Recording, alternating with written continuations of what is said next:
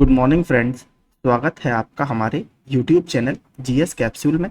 I hope आप सभी लोग अच्छे होंगे। फ्रेंड्स, अगर चैनल पर नए हैं तो रेगुलर करंट अफेयर्स और एग्जाम से संबंधित सभी अपडेट्स के लिए प्लीज़ चैनल को सब्सक्राइब कर लीजिएगा। इस वीडियो में हम 24 अप्रैल 2024 के करंट अफेयर्स देखेंगे। वीडियो पसंद आए तो प्लीज़ लाइक ज़रूर कीजिएगा। चलिए शुरू करते हैं। 22 अप्रैल को स्पेन के मैड्रिड में, जो आपकी स्पेन की कैपिटल राजधानी भी है, 25वीं Laureus world sports award ceremony हुई और इसमें 2 अवार्ड मिले हैं। दोनों हमें याद रखने हैं। एक तो sports man of the year male category यानी, और sports women of the year कौन बने हैं? तो नंबर 1 टेनिस खिलाड़ी नोवाक जोकोविच को Laureus world sportsman of the year 2024 का अवार्ड दिया गया है और इनको लगभग 5वीं बार ये अवार्ड मिला है। ठीक है, कल अगर आपने इनका फोटो भी देखा होगा तो इन्होंने इसमें 5 उंगली अपनी दिखा रखी थी। इसके अलावा अगर बात करें, स्पेन की ही मिडफील्डर एताना बोनमाती को Laureus world sports women of the year 2024 का खिताब मिला है। तो एक फुटबॉल की प्लेयर है जो मिडफील्डर की पोजीशन पर खेलती हैं और ये स्पेन से संबंधित है। नोवाक जोकोविच की बात करें तो नोवाक जोकोविच सर्बिया के टेनिस प्लेयर है। अगर बात करें मैड्रिड, तो मैड्रिड में एक इंपॉर्टेंट इंटरनेशनल ऑर्गेनाइजेशन का हेडक्वार्टर भी है, जो है आपका वर्ल्ड टूरिज्म ऑर्गेनाइजेशन। ठीक है, तो अंतरराष्ट्रीय पर्यटन संगठन जो है उसका हेडक्वार्टर आपके स्पेन के मैड्रिड में ही स्थित है। तो ये कुछ फैक्ट से चर्चा में है, इनको याद रखिएगा। इसके अलावा भारत में अभी 2 अवार्ड चर्चा में है। हॉकी इंडिया ने साल के बेस्ट प्लेयर का अवार्ड किसको दिया है? फीमेल कैटेगरी में सलीमा टेटे को और मेल कैटेगरी में हार्दिक सिंह को। ठीक है, तो ये एताना बानमती और ये नोवाक जोकोविच है। आगे चलते हैं। गांधीनगर स्थित राष्ट्रीय रक्षा विश्वविद्यालय आरआरयू और फ्रांस के स्टार्टबस्ट एरोस्पेस ने एरोस्पेस डिफेंस सेक्टर में इनोवेशन को बढ़ावा देने के लिए एक समझौता ज्ञापन यानी एमओयू अर्थात मेमोरेंडम ऑफ अंडरस्टैंडिंग पर हस्ताक्षर किए हैं। तो ये आपको याद रखना है। पहला फैक्ट ये भी इंपॉर्टेंट है कि राष्ट्रीय रक्षा विश्वविद्यालय कहां पर स्थित है? तो ये गुजरात की राजधानी गांधीनगर में स्थित है। गुजरात अभी एक वजह से और चर्चा में है, जगह है आपका खावड़ा।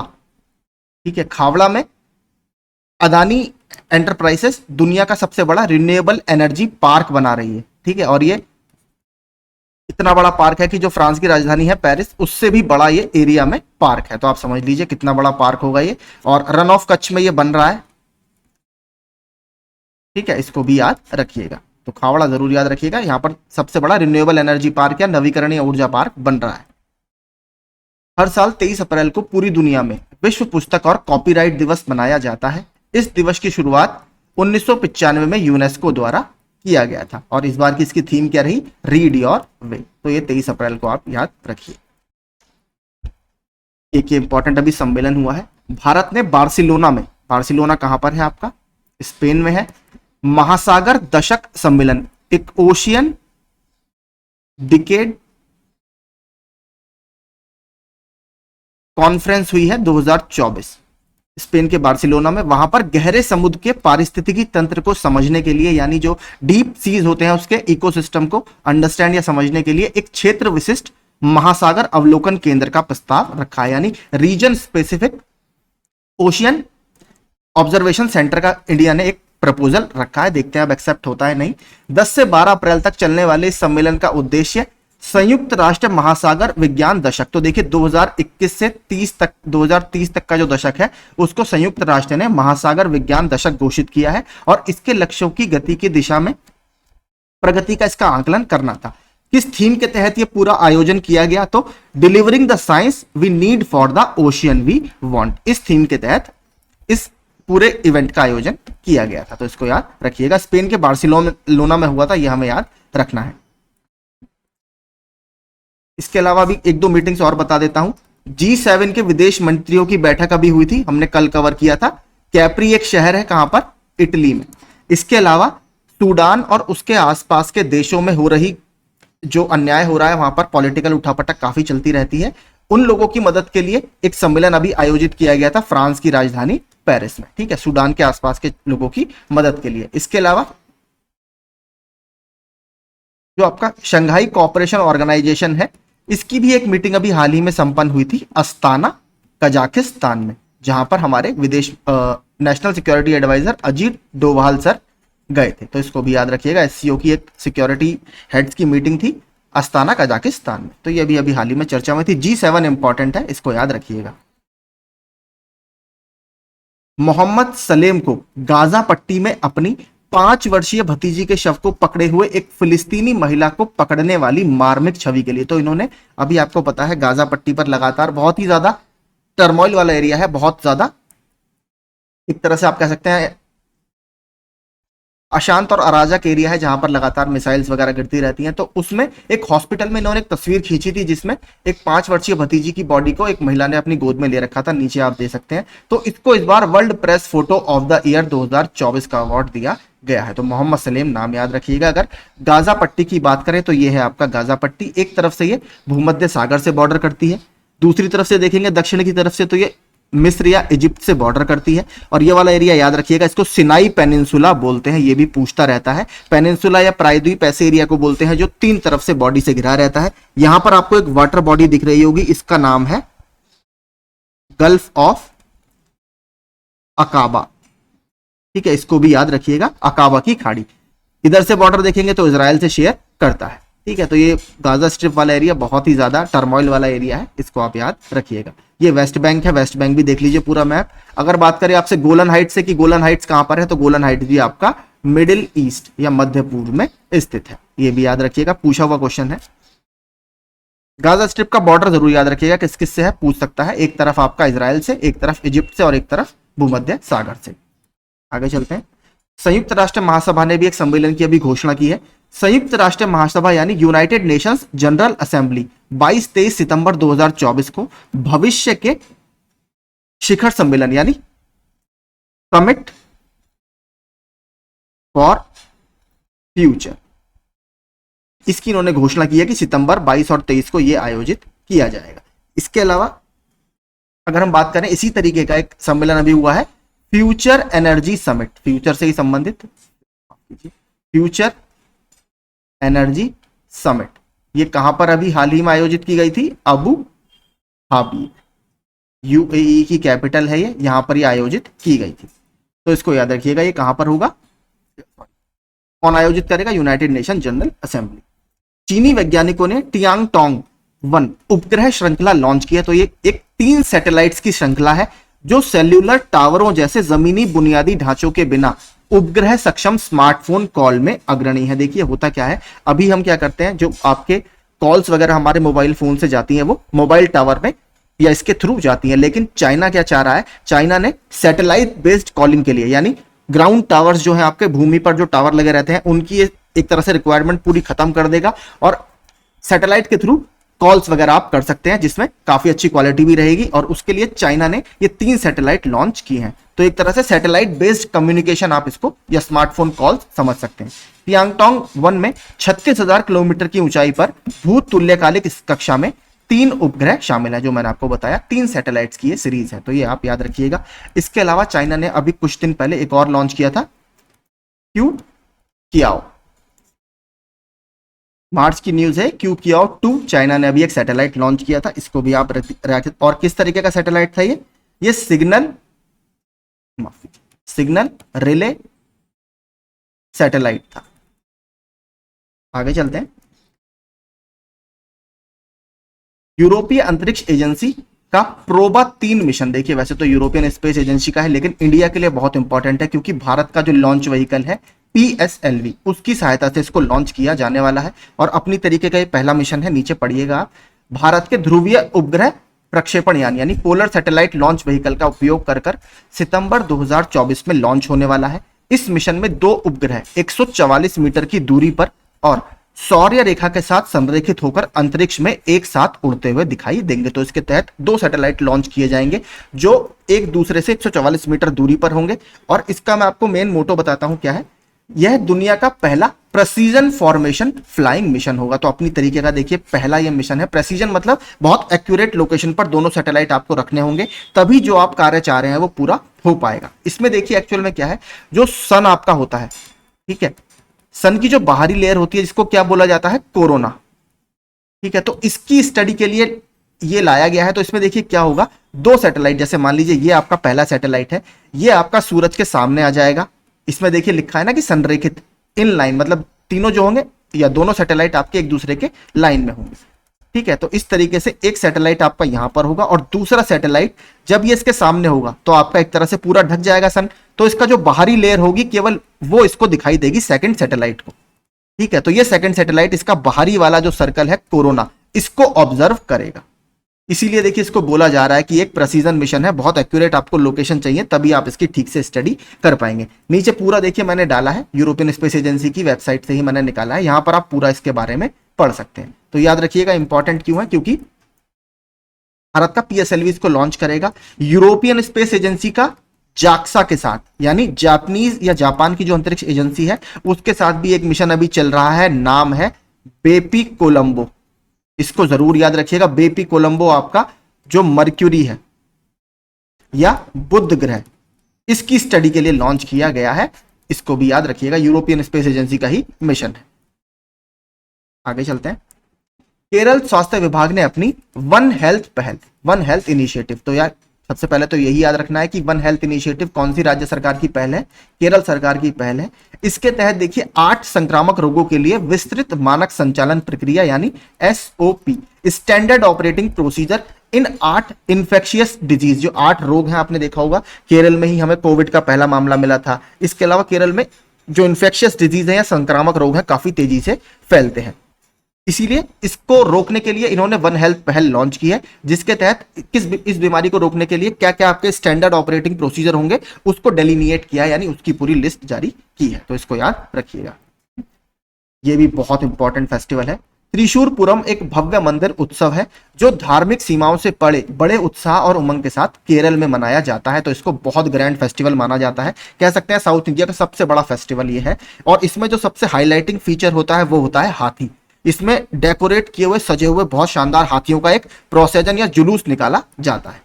त्योहार के दौरान पारंपरिक संगीत के साथ, पारंपरिक मतलब जो आपका कार्नेटिक म्यूजिक होता है, दक्षिण भारत का म्यूजिक होता है, 50 सजे हुए हाथियों का एक भव्य जुलूस त्रिशूर के थेक्किनकुडू मैदानम से होते हुए प्रसिद्ध वडक्कुनाथन मंदिर तक जाता है, जहां भगवान वडक्कुनाथन की पूजा की जाती है। तो आप देखेंगे इस तरीके से हाथी इसमें सजाए जाते हैं, बहुत शानदार फेस्टिवल ये लगता है। तो आपको स्टेट याद रखना है कहां पर है, केरल। इसके अलावा एक और फेस्टिवल अभी पूरा हुआ है, 34वां सेंग खिहिलंग महोत्सव मेघालय के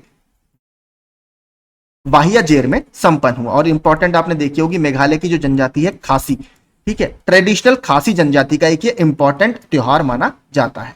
तो कहां पर है, मेघालय में 3 जातियां बहुत फेमस हैं, खासी, गारो और जैंतिया, ये तीनों आप जानते ही होंगे, ठीक है, नाम याद रखिएगा, सेंग खिहिलंग महोत्सव। इसके अलावा मैंने एक रिवीजन बॉक्स बनाया जिसमें आपने अभी जो हाल ही में फेस्टिवल हुआ है मैंने सारे इसमें डाले हैं। तो जनकपुर धाम सांस्कृतिक महोत्सव नेपाल में आयोजित किया गया, इसका ये सेकंड या दूसरा एडिशन था। चपचारकुट महोत्सव मिजोरम में आयोजित किया गया। तवी महोत्सव जम्मू में आयोजित किया गया। अंतरराष्ट्रीय कठपुतली महोत्सव चंडीगढ़ में आयोजित किया गया और जातीय ममानी महोत्सव हाल ही में लद्दाख में आयोजित किया गया था। इसके अलावा एक और बता देता हूं, लॉन्गटे, तो लॉन्गटे जो फेस्टिवल था ये आपका अरुणाचल प्रदेश में मनाया गया। इसके अलावा एक और चर्चा में है शिग्मो फेस्टिवल, शिग्मो फेस्टिवल आपका गोवा में मनाया गया। इसके अलावा एक दो और बता देता हूं, गुलाल गोटा, गुलाल गोटा महोत्सव आपका राजस्थान के जयपुर का है, ठीक है। तो ये सारे कुछ फेस्टिवल हैं जो अभी हाल ही में चर्चा में थे, सारे आप याद रखिएगा। माइक्रोसॉफ्ट ने एक नया वासा 1 एआई मॉडल पेश किया है। तो सबसे पहले हमें याद रखना है वासा 1 एआई मॉडल किसका है, माइक्रोसॉफ्ट का है, जो आकर्षक दृश्य प्रभावशाली कौशल का दावा करते हुए आभासी पात्रों के लिए जीवंत बात करने वाले चेहरे उत्पन्न करने के लिए डिजाइन किया गया है। तो आप जैसे जो रियल फेशियल एक्सप्रेशन होते हैं उस तरीके के लिए इसको डिजाइन किया गया है और ये आर्टिफिशियल इंटेलिजेंस बेस्ड है। ये बहुत इंपॉर्टेंट न्यूज है। देखिए, भारत के विशेष रूप से कमजोर जनजातीय समूह, जिसको पीवीटीजी इंग्लिश में बोला जाता है। देखिए, जनजातियां वैसे ही थोड़ी पिछड़ी हुई रहती हैं, लेकिन उसमें भी जो बहुत पिछड़ी हुई जनजातियां हैं उसको भारत सरकार पीवीटीजी के नाम से जानती है, यानी पर्टिकुलरली वल्नरेबल ट्राइबल ग्रुप। इनमें से एक जो शोम्पेन जनजाति है, ये आपको ग्रेट निकोबार, ठीक है, ग्रेट निकोबार में जनजाति पाई जाती है। इसमें पहली बार अंडमान निकोबार की लोकसभा क्षेत्र में वोट डालकर अपने लोकतांत्रिक अधिकार का प्रयोग किया है। जब से 1952 से हमारे यहाँ इलेक्शन हो रहे हैं, पहली बार इन्होंने इसमें वोट डाला है। अभी तक इन्होंने कभी भी इलेक्शन में वोट नहीं दिया था, इस बार इन्होंने वोट दिया है। 2011 की जनगणना की बात करें तो मात्र 229 इनकी आबादी है। तो हमारे लिए इंपॉर्टेंट क्या है, पहला तो शोम्पेन जनजाति कहाँ मिलती है, अंडमान निकोबार। अंडमान निकोबार में भी बात करें तो ग्रेट निकोबार में। इसके अलावा मैंने कुछ और ट्राइब डाली हैं जो अंडमान निकोबार में पाई जाती हैं, जिसमें ओंगेज है, जारावाज है और सेंटिनलीज है। ये तीन तो आप जरूर याद रखिएगा। भारत में टोटल 75 पीवीटीजी हैं, यानी बहुत पिछड़ी हुई जनजातियां हैं, जिसमें सबसे ज्यादा आपकी हैं उड़ीसा में। ठीक है, उड़ीसा इसमें सबसे आगे है। तो ये आप देख सकते हैं फोटो।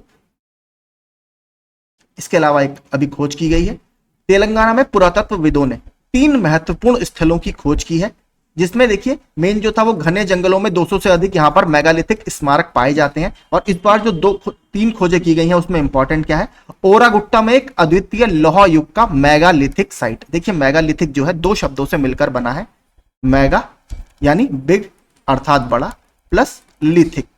लिथिक का मतलब होता है आपका स्टोन। तो देखिए होता क्या था, जब सबसे पहले इस तरीके की साइट्स हमें मिली थी तो क्या था, जो आपकी कब्र होती है, ठीक है, या जो शवदान ग्रह थे, वो बड़े बड़े पत्थरों से ढके हुए पाए गए थे इस एरिया में। तो बड़े पत्थर मतलब मेगा और लिथिक मतलब स्टोन। तो इसलिए यहां पर जितनी साइटें मिलती हैं इस कल्चर की या इस संस्कृति की, उनको मेगालिथिक साइट्स बोला जाता है। तो यहां पर आप देख सकते हैं कहां पर मिली है, ओरागुट्टा में और दमराटोगु में 2 रॉक कला स्थल। रॉक कला मतलब जो आपके गुफाओं में शैल चित्र वगैरह बनाए जाते हैं, जिसमें सबसे फेमस आपने देखा होगा इंडिया में कैसी है, भीमबेटका। ठीक है, तो ये भी कहीं ना कहीं इतिहासकारों को हमारे इतिहास के बारे में या पास्ट के बारे में पता लगाने में हेल्प करती है। तो ये 2 आप याद रखिएगा। इसके अलावा तेलंगाना में एक और साइट अभी चर्चा में थी, फणिगिरी। ठीक है, फणिगिरी साइट है, ये भी तेलंगाना में ही चर्चा में थी हाल ही में। इसके अलावा एक बुद्धिस्ट साइट चर्चा में थी, सन्नति। ठीक है, सन्नति आपकी अशोक से संबंधित है और ये कर्नाटक में है। ठीक है, ये भी अभी चर्चा में थी। इसके अलावा केरल यूनिवर्सिटी के प्रोफेसर ने 5200 साल पुरानी एक हड़प्पा बस्ती की खोज की है, कहां पर, गुजरात में। हमें दुनिया के सबसे बड़े अभी तक ज्ञात सांप के अवशेष मिले हैं, जिसको क्या नाम दिया गया है, वासुकी इंडिकस। वासुकी इंडिकस के हमें जो रीढ़ की हड्डी के अवशेष मिले हैं वो कहां से मिले हैं, वो भी हमें गुजरात से ही मिले हैं। तो ये सारी साइट्स चर्चा में है, इनको याद रखिएगा। कुवैत के सूचना मंत्रालय ने सांस्कृतिक आदान प्रदान के माध्यम से भारत और कुवैत के बीच मजबूत संबंधों को बढ़ावा देते हुए कुवैत में पहला हिंदी रेडियो प्रसारण शुरू किया। तो कुवैत में एक रेडियो ऑपरेशन हुआ था, या रेडियो पर एक प्रसारण हुआ था, टेलीकास्ट हुआ था, जो पहली बार हिंदी में हुआ है। तो आपसे सीधे पूछ सकता है कि पहली बार किस देश में हाल ही में हिंदी में रेडियो प्रसारण हुआ है, तो वो कुवैत में हुआ है। कुवैत अभी चर्चा में क्यों है, क्योंकि कुवैत के नए प्राइम मिनिस्टर बने हैं, और क्या नाम है, अहमद अब्दुल्ला अल अहमद अल सबा। ठीक है, अल अहमद अल सबा, ये यहाँ के नए पीएम है। कुवैत की बात करें, कैपिटल इसकी क्या है, कुवैत सिटी इसकी राजधानी है, और मुद्रा की बात करें तो दिरहम इसकी मुद्रा है। आगे चलते हैं। 1966 में स्थापित सिप्री, तो आपको पता होगा सिप्री की 2 रिपोर्ट बहुत इंपॉर्टेंट है। एक रिपोर्ट इसकी आती है कि कौन सा देश सबसे ज्यादा मिलिट्री इक्विपमेंट्स इंपोर्ट करता है या आयात करता है। दूसरी रिपोर्ट इसकी आती है कि कौन सा देश मिलिट्री पर कितना पैसा खर्च करता है। तो ये वाली रिपोर्ट आई है विश्व सैन्य व्यय में रुझान 2023 रिपोर्ट, किस देश ने डिफेंस में कितना पैसा खर्च किया। तो इसमें जो इंडिया की रैंक है वो है 4th। सबसे ऊपर आपको पता ही है अमेरिका नंबर 1 है डिफेंस में। तो वैश्विक सैन्य खर्चे पर प्रकाश डालती है। सैन्य खर्चे के मामले में भारत 83.6 अरब डॉलर के साथ अमेरिका, जिसकी रैंक पहली है, सेकंड चाइना और तीसरा आपका रूस, इसके बाद दुनिया में 4थे स्थान पर है। तो इस रैंक को जरूर याद रखिएगा। तमिलनाडु राज्य सरकार ने मुल्ला पेरियार जल ग्रहण क्षेत्र, तो मुल्ला पेरियार डैम आपका कहां पर है, तमिलनाडु में है। इसमें केरल द्वारा एक मेगा कार पार्क परियोजना के निर्माण के संबंध में दायर भारतीय सर्वेक्षण रिपोर्ट पर आपत्ति जताई है। तो आपका SOI क्या है, सर्वे ऑफ इंडिया की एक रिपोर्ट का हवाला केरल सरकार ने दिया है, जिस पर तमिलनाडु सरकार ने आपत्ति जताई। माफ कीजिए, मैंने शायद आपको बोल दिया कि तमिलनाडु में, तमिलनाडु का नहीं है ये। मुल्ला पेरियार डैम जो है आपका इडुक्की डिस्ट्रिक्ट में पड़ता है केरल के, इसके लिए माफी चाहूंगा। ठीक है, ये आपका केरल के इडुक्की डिस्ट्रिक्ट में पड़ता है। मुल्ला पेरियार डैम। ठीक है, पेरियार नदी है उसके ऊपर ये पड़ता है। और जो होता क्या है, क्योंकि ये एक ग्रेविटी डैम है, यहां पर केरल सरकार पानी रोकती है, और जो इडुक्की नदी है वो कहीं ना कहीं तमिलनाडु में भी जाती है, जिसके कारण तमिलनाडु में थोड़ा सा पानी की दिक्कत होती रहती है। इस चक्कर में इन दोनों के बीच में विवाद है। इसी कारण से एक सर्वे ऑफ इंडिया की रिपोर्ट केरल ने भी डाली है, जिस पर तमिलनाडु सरकार ने आपत्ति जताई है। बात करते हैं सर्वे ऑफ इंडिया की, इससे प्रश्न बनने की संभावना है, क्योंकि इसका एक बार पूछ लिया था कि कौन से मिनिस्ट्री के अंतर्गत ये आता है। ये प्रश्न आपका प्रीवियस ईयर में आया हुआ है। तो सर्वे ऑफ इंडिया यह विज्ञान और प्रौद्योगिकी विभाग यानी department of science and technology के अंतर्गत काम करता है, और देश का राष्ट्रीय सर्वेक्षण और मानचित्रण संगठन है। जितनी भी मैपिंग वगैरह करता है वो सारी सर्वे ऑफ इंडिया ही करता है, और यह भारत सरकार का सबसे पुराना वैज्ञानिक विभाग है। इसकी स्थापना आप देखेंगे 1767 में की गई है। तो जब ब्रिटिशर्स ने 1764 में आपकी बैटल ऑफ बक्सर जीती थी, उसके बाद ही समझ लीजिए ब्रिटिश काल का ये एक संगठन है। ये भी काफी इंपॉर्टेंट कल चर्चा में था। 20 अप्रैल 2024 को नेपाल ने LGBT पर्यटकों के लिए देश को एक सुरक्षित और समावेशी गंतव्य के रूप में बढ़ावा देने के उद्देश्य से काठमांडू में अपना पहला अंतरराष्ट्रीय इंद्रधनुष पर्यटन सम्मेलन, ठीक है, इंटरनेशनल रेनबो टूरिज्म कॉन्फ्रेंस आयोजित की गई है। और ये पहली है नेपाल की, नेपाल के काठमांडू में आयोजित की गई है, इसको याद रखिएगा। और LGBT यानी लेस्बियन, के, बाइसेक्सुअल और ट्रांसजेंडर, इन लोगों के बीच में यह कहा गया है कि इन सभी के लिए जो नेपाल है वो बहुत अच्छी है, टूरिज्म कंट्री है, यहां पर इनको कोई दिक्कत नहीं होगी। इससे संबंधित एक समिति अभी बहुत चर्चा में है, वो मुझे लगता है किसी ना किसी एग्जाम में आपसे जरूर पूछेगा। तो एक राजीव गौबा, ठीक है, राजीव गौबा कमेटी अभी बनाई गई है, ठीक है, LGBTQ कम्युनिटी का स्टेटस देखने के लिए या इनके वेलफेयर वगैरह को देखने के लिए। इस कमेटी को याद रखिएगा, राजीव गौबा कमेटी, क्योंकि प्रश्न ऐसे ही पूछता है कि हाल ही में राजीव चर्चा में रही राजीव गौबा समिति किससे संबंधित है, तो वो LGBTQ से संबंधित या इनके अधिकारों से संबंधित। ठीक है, तो आप ये सारे करंट अफेयर्स अभी हाल ही में चर्चा में थे। वीडियो आपको अच्छा लगा हो तो प्लीज लाइक कर दीजिएगा। इसका फ्री PDF आपको मेरे टेलीग्राम ग्रुप में मिल जाएगा। Thank you so much.